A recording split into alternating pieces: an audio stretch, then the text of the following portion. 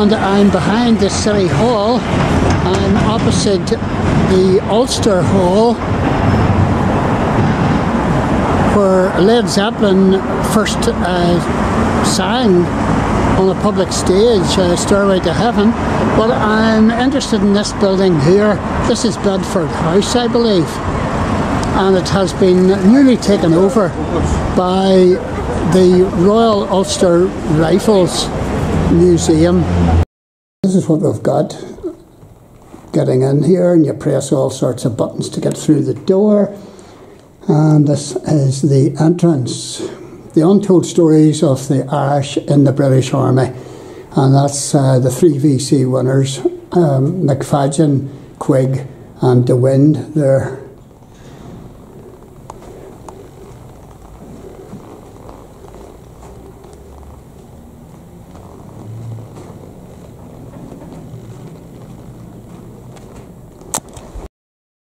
Taking the lift, I'm going to include these boards, information boards.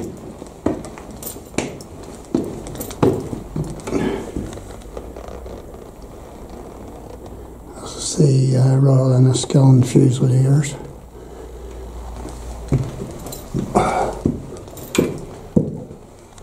Royal Ulster Rifles. There's a list of campaigns that they were involved in. Wow.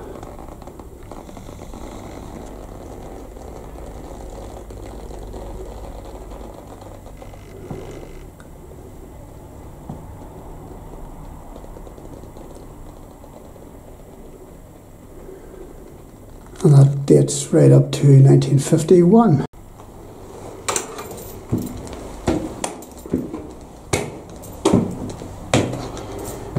Formerly known as the Royal Irish Regiment, but their name was changed to the Royal Ulster in 1921.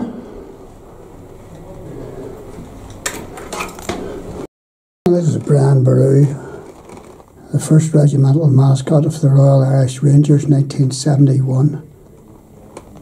And this is a longboat used by the Royal Ulster Rifle jungle patrols in Borneo.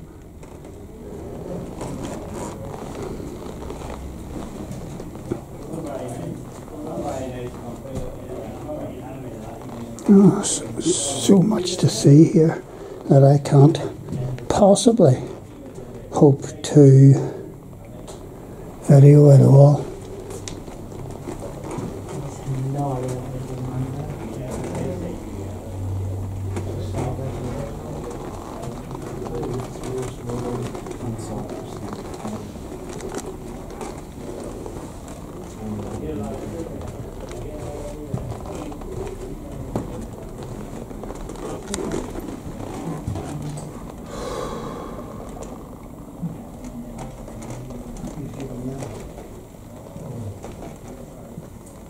Person infantry helmets.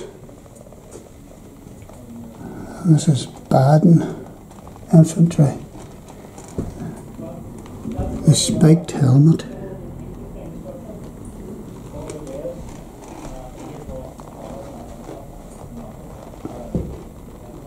And there's a mishmash of everything here. It's just all mixed in together. There's a Colt pistol, some size of pistol.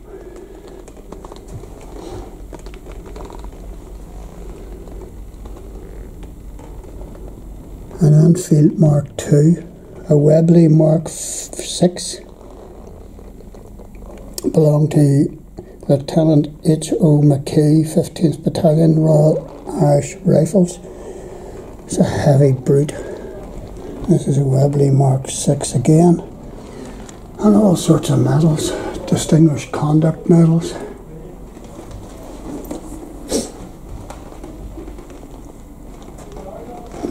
These are the boxes that these sergeants and whatnot would have taken abroad.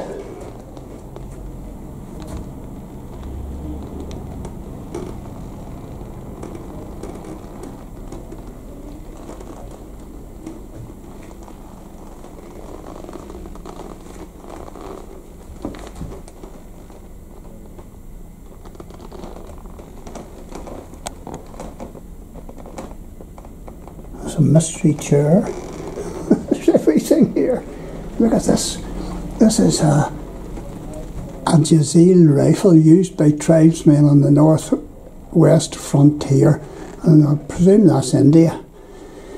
And here we have on the world map marked out where the Royal Ulster Rifles and the Royal Irish Rifles were.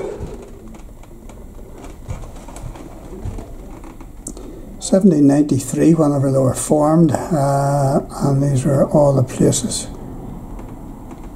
There's the 83rd Regiment on foot, and there was the 86th Regiment on foot. And they're all over the place. India, South Africa, Bermuda.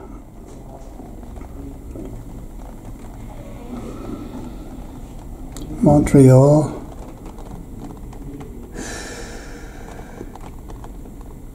Major actions: Egypt, India, Sudan, South Africa, Tibet, India, Sudan.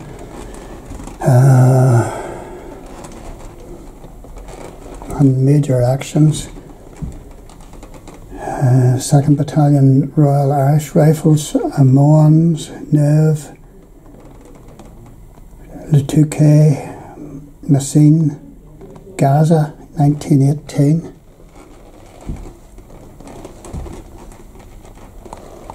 And then we've got 1st Battalion Royal Ulster Rifles, 1921.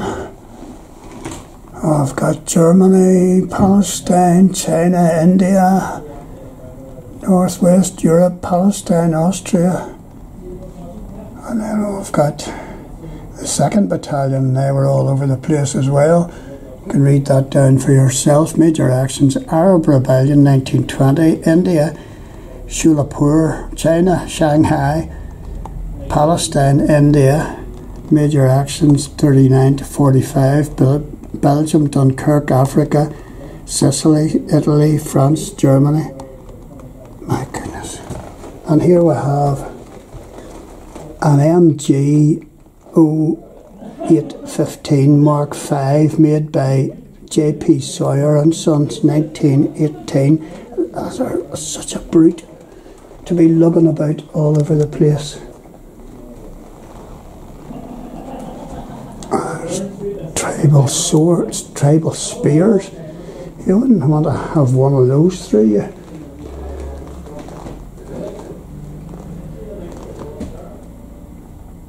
And no, this is what is known as a naughty suit.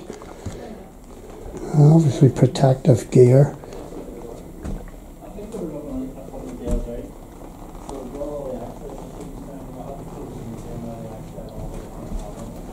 This is a Mauser carbine modified.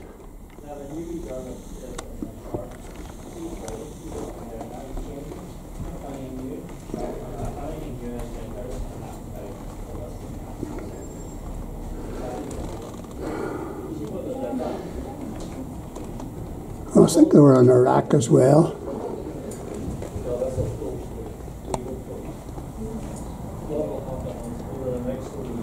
And this is an Enfield Mark I, lost by 2nd Battalion at Stormberg, cut down and modified by the Boers. Oh, they were in the Boer War as well, later recaptured by the battalion.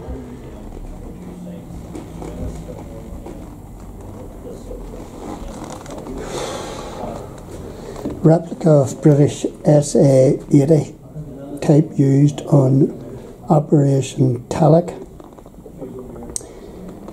An AK-47 bayonet and SA-80 layer bayonet. Iraq Army helmet and British helmet. And this is a British Bren gun caliber 303. And this is a British Vickers machine gun caliber 303. And this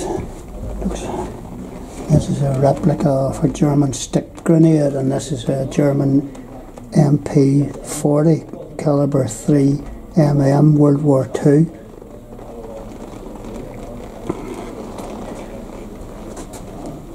That's an interesting looking rifle. This is a Mauser tank, Gurr model 1918 caliber 13.mm.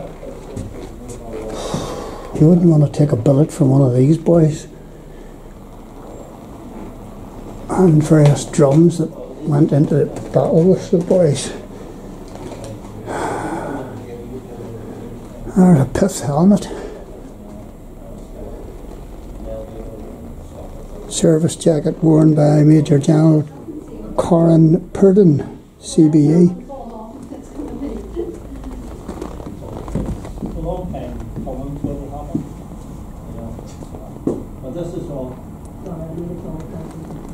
And there's a raid.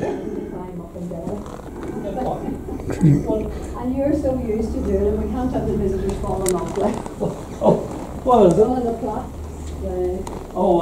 Have you got the steps? I'm just going to get rid of myself. And there's just so much to see in here.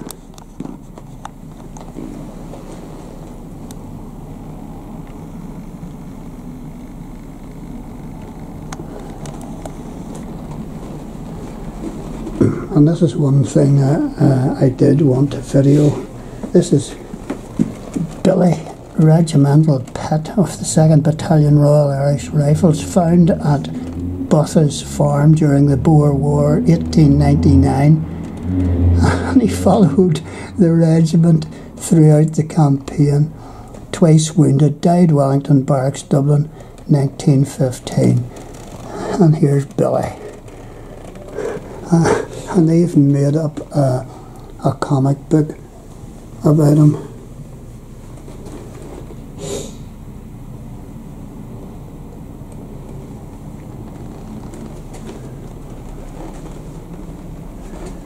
And there's all sorts of memorabilia here, different flags and colours and such like. And these are Irish Militia, Infantry and Yeomanry crossbelt badges, plates, gadgets and medals. A whole raft of them here.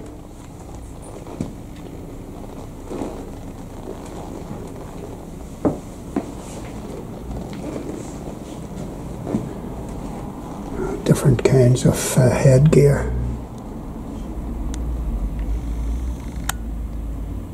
You can read that for yourself.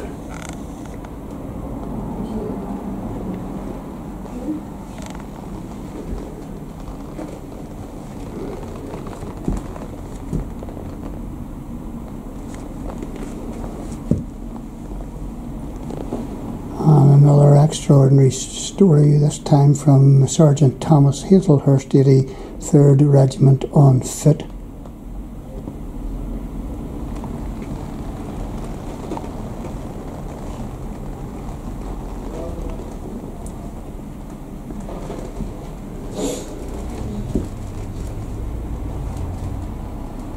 My goodness.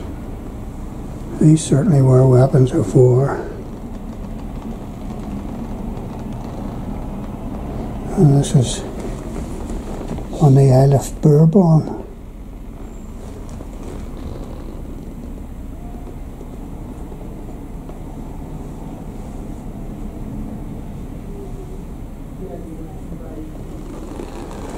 My goodness gracious.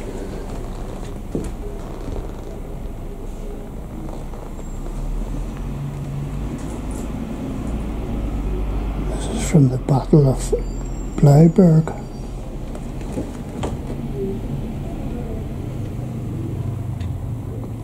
In Egypt. This is all to do with the Indian Mutiny.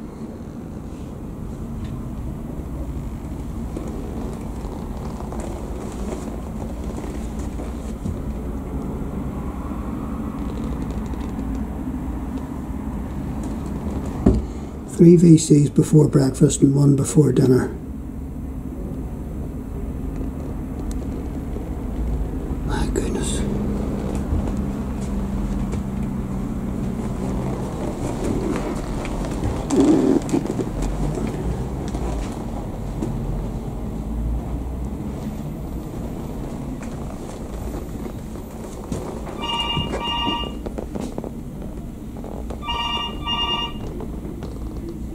Royal Ulster Rifles.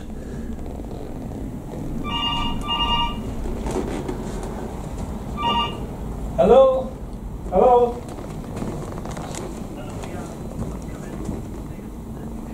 Right, okay, I'll come and get you in.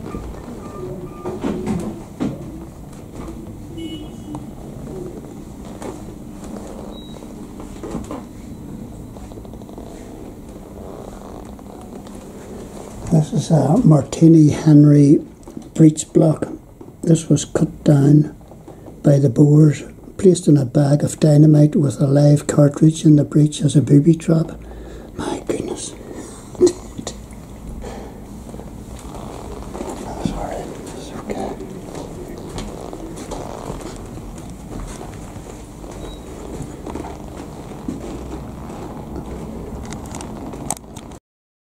Here we have displayed Irish infantry regiments of the regular British Army 1881 to 1921. So I'll just run my eye down these. Oh, Royal Enniskillen Fusiliers, Connaught Rangers, Prince of Wales Leinster, also known as the Royal Canadians, the Royal Munster Fusiliers, Irish Guards, Royal Irish Regiment, Royal Dublin Fusiliers, Royal Irish Rifles, and the Royal Irish Fusiliers Princess Victoria.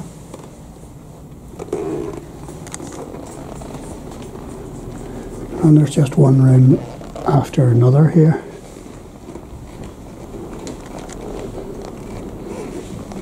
And I'm drawn to this bicycle here. I think this bicycle was retrieved from one of the D-Day beaches. I'm nearly sure it was. Folding bicycle issued to the 2nd Battalion on D-Day. Most were left on the landing craft or thrown overboard. When LC1 got stuck or beach obstacle, and then the men had to Royal Ulster Rifles, you think? wade ashore in chest deep water. So this is one of the D-Day bicycles. Yes.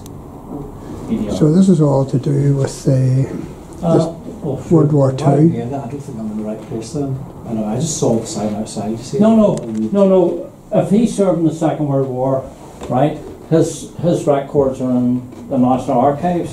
Right, okay. You can apply for them. Right, okay. As a family member. Yeah. They're held under data protection from 1921. So there's First World War stuff here Are there any too. more details on them? No, all I know is his name, and I tried to look up the National Archives before, and there was various people, you know, They won't give you. They won't give you anything. Right? Okay. No, it's not over yet. Wait a minute. Sergeant H. Neely.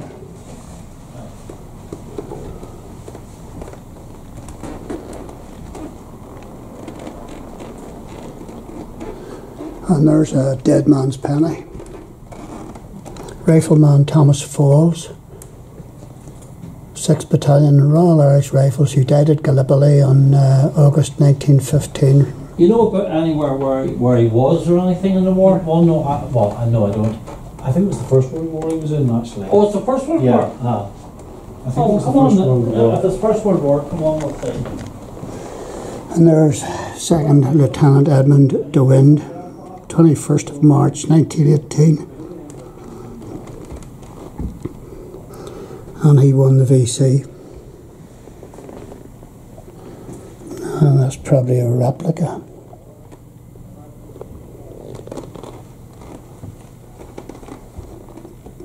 Has to be a replica. Replica of a Mills bomb grenade, number 5.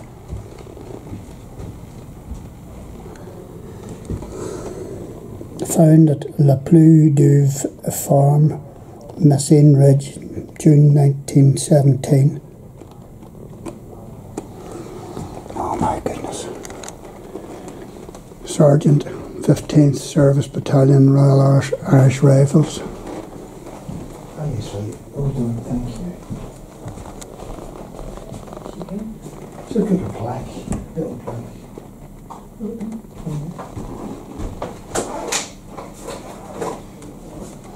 There's a German Iron Cross. If you're interested in anything I got a little badge as well. to do with the military,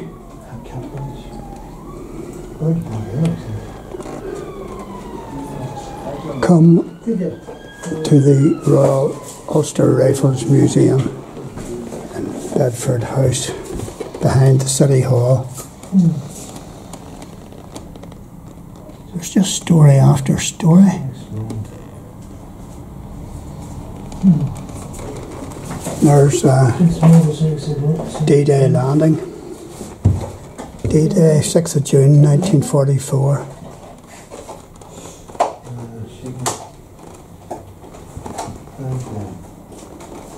Oh, that I was there. Eventually.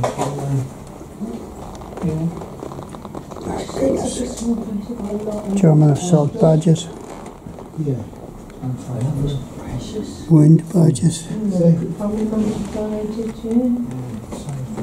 Luftwaffe officer's cap badge, German naval officer's dress dagger, German police bayonet. My goodness, it's like a sword.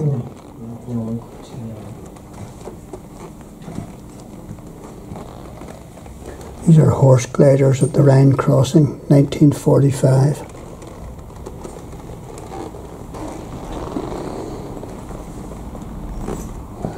There's a samurai sword. My goodness.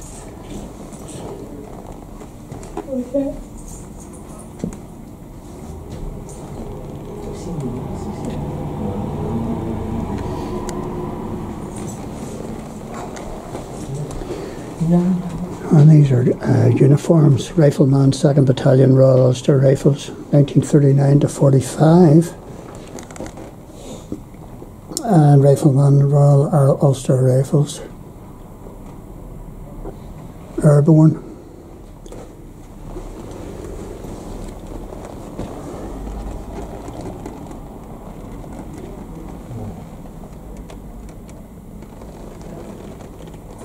And there's Montgomery.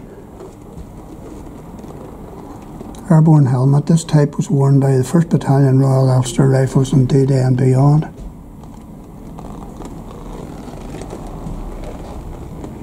And these are the keys of a German bunker taken by the 2nd Battalion on their advance to Caen.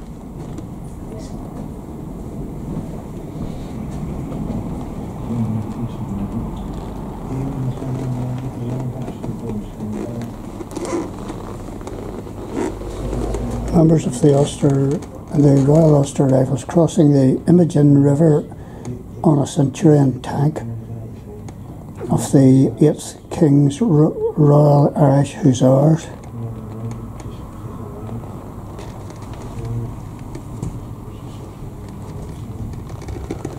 Oh my goodness. This is the Battle of Imogen. Crash action.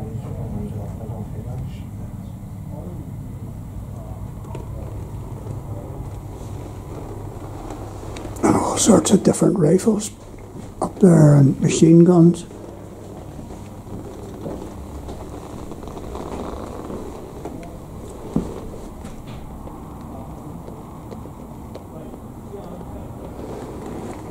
This is a cow trap dropped by the Indonesians onto the tracks to stop RUR in hot pursuit.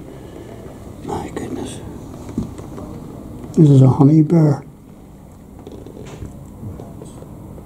This is a hornbill.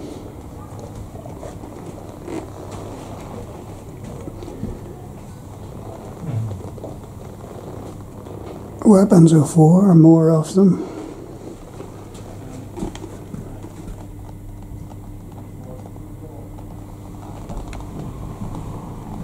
This key was taken from the old mud hut fort in Baghdad by Rifleman T. Milligan.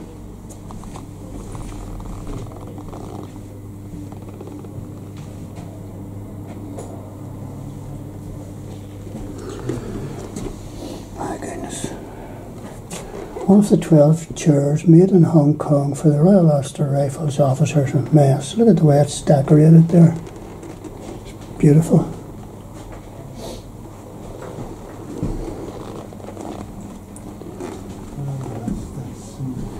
This whistle sounded the advance of the on the 1st of July 1916 of the 14th YCV Battalion by Lieutenant Wedgwood. He handed it to Sergeant Jim Mulsed as a keepsake as they went over the top. 15 minutes later, Lieutenant Wedgwood was killed in a skirmish with the enemy.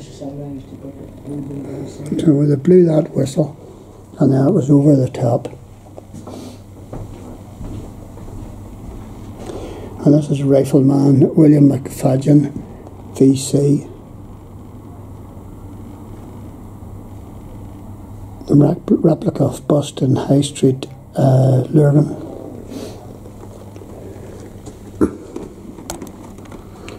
And this is a cutthroat razor owned by Sergeant Robert Quigg, VC, who also won the VC. There's the information about him. But I've done a video of his statue up in Bushmills.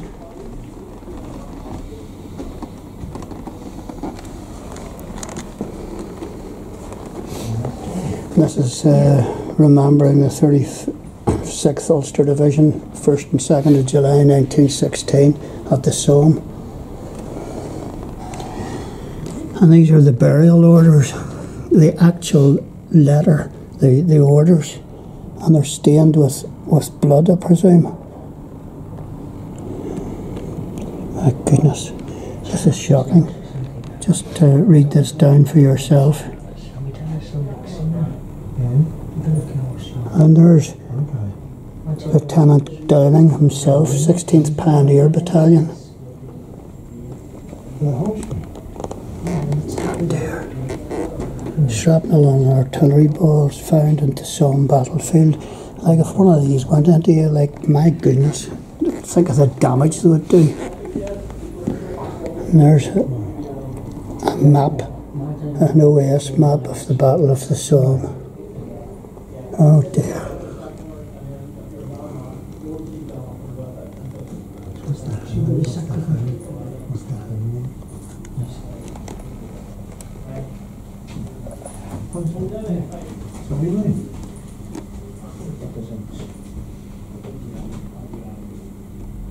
This is talking about the medals, and there's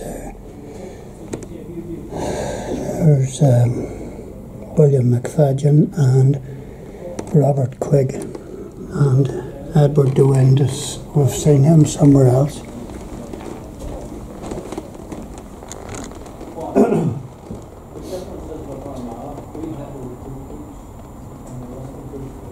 Absolutely shocking.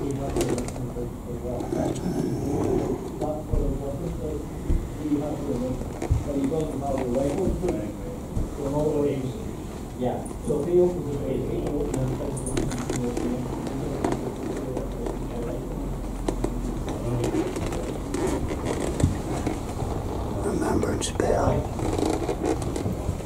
Yeah, well, you can do that on the other side of the wall by on the computer.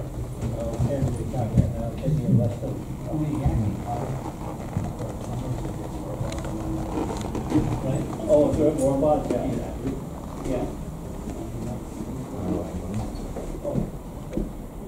But it's a civil war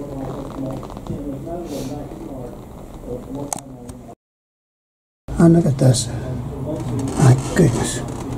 You wouldn't have liked to have been whopped in the head with one of these. I don't know where it comes from. Probably Borneo or somewhere. Or or India. So much to see in here, folks, and I haven't seen a quarter of it, but if you want, you come back to Bedford House, behind the City Hall, beside the Ulster Hall, and come and see the Royal Ulster Rifles Museum, or as they were known, the Royal Irish Rifles.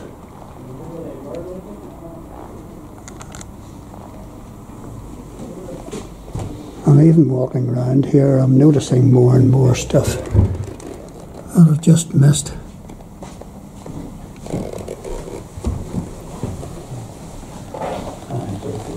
The ninth are up here, right? Now you know when you see the battlefield, you see the Ulster Tower. The Ulster Tower is over here. There's a life belt. That's roughly where it was. Life buoy from the former Isle of Man steamer Ben McCreef. Douglas is now known to the museum. Now they were to take. The Ben McCreef took part in the took part of the 2nd Battalion off the Dunkirk beaches in 1940. So he's been hit from there, just where the cemetery is, up to the. Well, that's where you need to go, because that's where he was. And this is Mr. Glass, the curator of the museum, who knows everything about everything to do with the Royal Ulster Rifles. See if you had just turned around like that and looked that way. These are the keys to the courtyard of Colditz Castle. Alright, oh my that's goodness. exactly where he was. And the Yonk Cemetery is at the bottom. The Yonk Cemetery is, you can see like the entrance. Well, that's the Yonk Cemetery.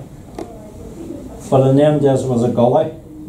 So when he came out, they went through down the gully and up the other side of the gully onto the wire. But the ones that got through the wire never survived.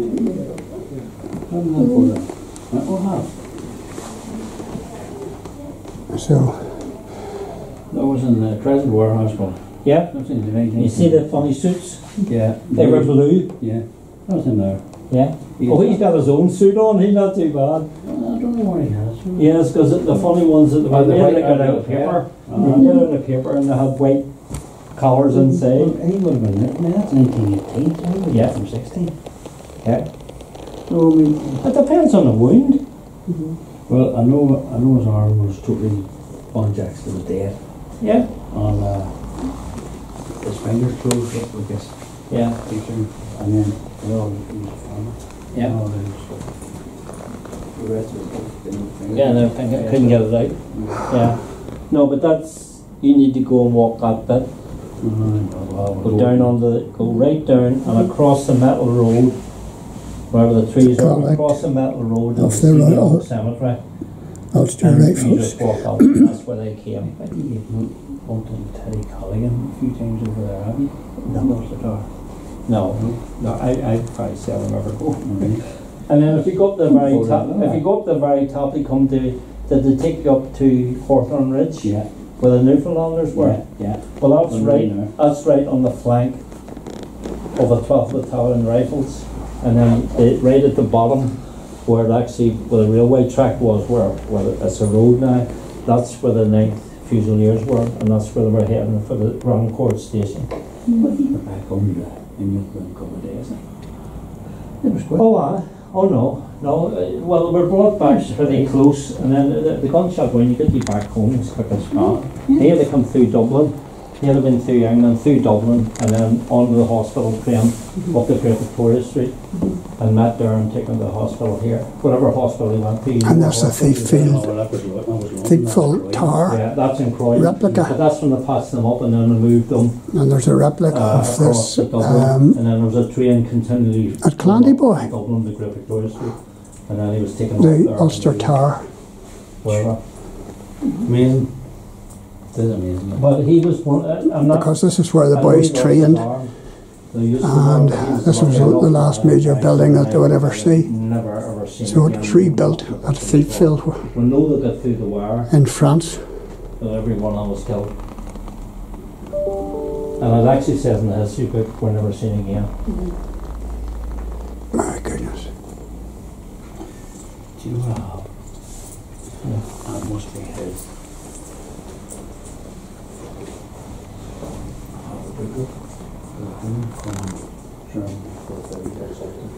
Yeah. Yeah. You seen them? Yeah. No. Yeah. They're very, very rare. They're really rare. I have one. Anything in. Sorry, give me a second. I think he's away. 2 woods, nearly. I was with them for a while and then. No, that's, I'm looking for someone else. Who? There he was. All there yesterday. Is he not there? He was with Amanda. Come and see What's it called? this for yourself.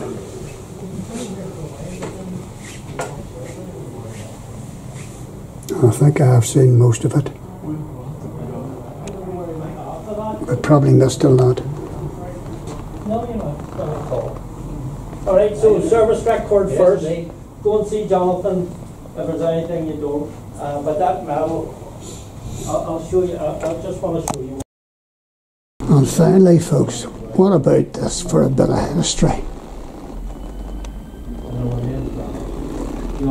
This is an oak card table. Inlaid panel is from the door of ex-President Stein's private rail coach from the Orange Free State Railway, presented to the officers' mess, 3rd Battalion, Royal Irish Rifles by Lieutenant James Craig. The most dangerous thing we have in here is the gas mask.